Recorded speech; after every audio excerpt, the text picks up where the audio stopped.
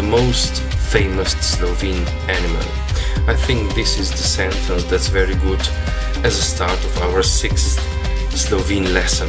Yes, I cannot think of any body part of pig that's not used and done and redone and processed and reprocessed as some sort of Slovene dish. How to describe Slovenian kitchen or cuisine, which seems quite a big word. It's very Middle European. A lot of meat, a lot of potato, a lot of vegetables and stuff like that. A very typical Slovenian meal is the Sunday lunch called nedeljsko kosilo.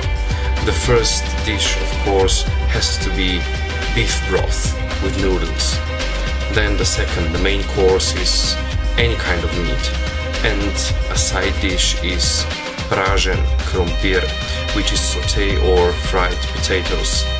Along with that, you always get some sort of salad. Usually it's green or any kind of seasoned salad.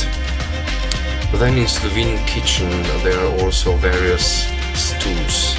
Basically it's meat and vegetables, of course, with a very high imagination involved in preparing. I should mention two.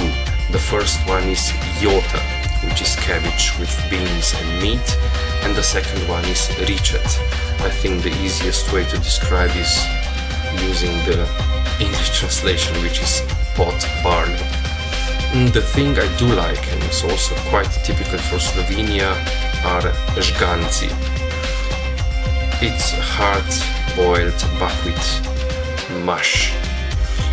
I like them especially when they come with the sour cream. I know it might sound gross, but it's actually quite good.